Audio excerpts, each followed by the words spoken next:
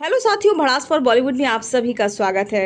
उम्मीद करती हूँ कि आप सभी अच्छे होंगे। जैसा कि आप सभी जानते हैं कि इस चैनल पर हम बहुत से कलाकारों की ज़िंदगी के बारे में आपको बताते हैं, उनके जीवन से जुड़े किस्से, उनकी प्रेम कहानी। लेकिन आज हम बात करेंगे निरूपा रॉय की। जी हाँ, निरूपा रॉय वो माँ जो हर हीरो की माँ बनकर आती थी और इतना अच्छा किरदार निभाती थी कि सभी को पसंद आती थी। निरूपा रॉय की असली जिंदगी की प्रेम कहानी बहुत सादी, शांत और परिवार से जुड़ी हुई थी। उनका असली नाम कोकिला किशोर चंद्र बुलसारा था। बहुत कम उम्र, लगभग 15 साल में उनकी शादी कमल रॉय से हुई थी। शादी के बाद ही वो मुंबई आई और फिर फिल्मों की दुनिया में कदम रखा। कहा जाता है कि गुजराती अखबार में फिल्मों के लिए कलाकारों का विज्ञापन निकला था। निरूपा रॉय और उनके पति दोनों वहां पहुंचे, लेकिन चयन सिर्फ निरूपा रॉय का हुआ। उनके पति कमल रॉय ने उन्हें हमेशा आगे बढ़ने के लिए प्रेरित किया। उस दौर में फिल्मों में काम करना सम्मानजनक नहीं माना जाता था। फिर भी कमल रॉय ने उनका साथ नहीं छोड़ा। फिल्मों में निरूपा रॉय ने मां और दुख भरे किरदार निभाए, इसलिए उन्हें क्वीन ऑफ मिस्ट्री कहा गया। लेकिन असल जिंदगी में उनकी शादीशुदा जिंदगी काफी स्थिर और प्यार भरी मानी जाती थी। उन्होंने कभी बड़े विवादों या अफेयर्स की खबरों में जगह नहीं बनाई। उनके और कमल रॉय के दो बेटे थे, योगेश और किरण रॉय। निरूपा रॉय अपने परिवार से बहुत जुड़ी हुई थी। फिल्मों की चमक दमक के बावजूद उन्होंने परिवार को हमेशा प्राथमिकता दी है। उनकी सबसे यादगार फिल्मों में दीवार, अमर अकबर एंथनी और मुकद्दर का सिकंदर शामिल है, जहां उन्होंने मां के किरदार को अमर बना दिया। एक बहुत दिलचस्प किस्सा निरूपा रॉय के धार्मिक फिल्मों वाले दौर का है। 1950 के दशक में उन्होंने कई फिल्मों में देवी और संतों के किरदार निभाए थे। उस समय लोग उन्हें सचमुच देवी जैसा मानने लगे थे। कहा जाता है कि जब वो शूटिंग के लिए स्टूडियो पहुंचती थी तो कुछ लोग उनके पैर छूकर आशीर्वाद लेते थे। उन्हें देखकर लोग जय माता दी तक बोल देते थे। एक बार तो ऐसा हुआ कि एक बुजुर्ग महिला शूटिंग सेट पर मिठाई लेकर पहुंच गई और बोली, आपको स्क्रीन पर देखकर लगता है जैसे सच में देवी माँ धरती पर आ गई हों। निरूपा रॉय इस बात से थोड़ा असहज भी हो जाती थी, क्योंकि वो खुद को सिर्फ एक कलाकार मानती थी। लेकिन उनकी सादगी और शांत चेहरा लोगों के दिल में बस गया था। बाद में जब उन्होंने फिल्मों में अमिताभ बच्चन की मां का किरदार निभाना शुरू किया, तो लोग उन्हें बॉलीवुड की मां कहने लगे। खासकर दीवार का डायलॉग, मेरे पास मां है, इतना मशहूर हुआ कि निरूपा रॉय की पहचान हमेशा के लिए हिंदी सिनेमा की सबसे यादगार मां बन गई। निरूपा रॉय से जुड़ा एक मजेदार किस्सा अमिताभ बच्चन के साथ फिल्म अमर अकबर एंथनी की शूटिंग का है।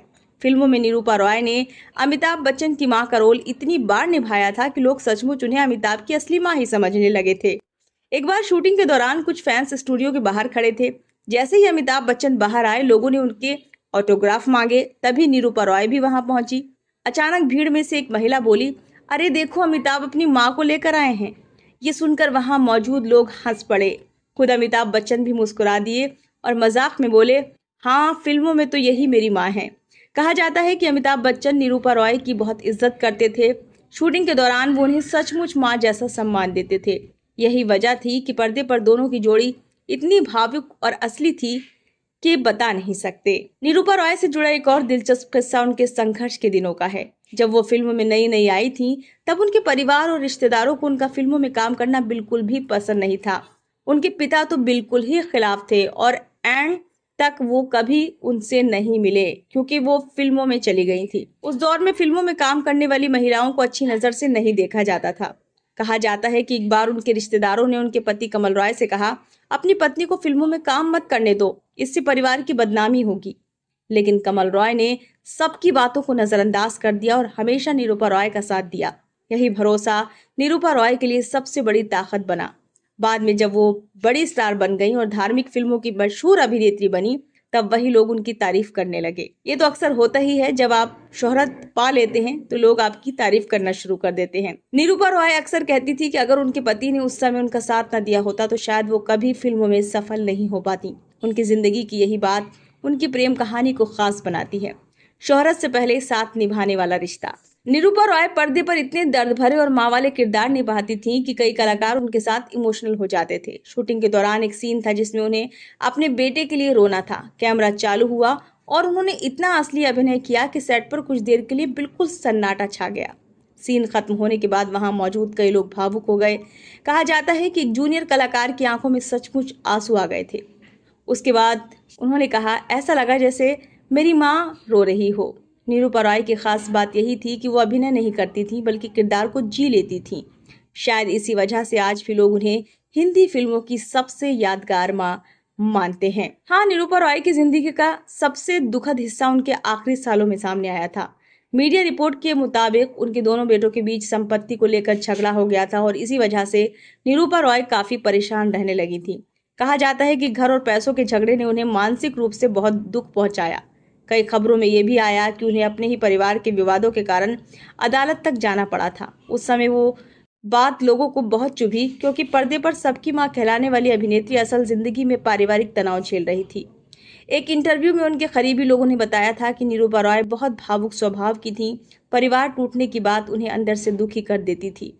2004 में उनका निधन हो गया। उनके जाने के बाद भी लोगों ने अक्सर यही कहा कि जिसने फिल्मों में मां के रिश्ते को इतना सम्मान दिया, उससे अपनी निजी जिंदगी में परिवार की परेशानियां झेलनी पड़ी।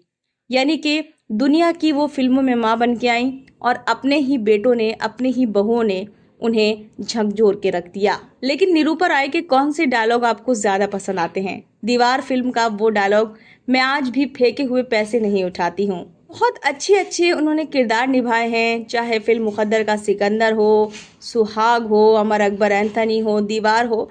लेकिन सबसे अच्छी फिल्म आपको निरूपा रॉय की कौन सी लगती है? सबसे अच्छी फिल्म में कौन सी फिल्म में उन्होंने एक्टिंग की थी, ये ज़रूर बताएं। आपको निरूपा रॉय कितनी पसंद थी, ये भी ज़रूर बताएं। और आगे किसकी स्टोरी सुनना चाहेंगे, ये भी ज़रूर कमेंट बॉक्स में हमें बताएं। अब हमें इजाज़त दीजिए। धन्यवाद।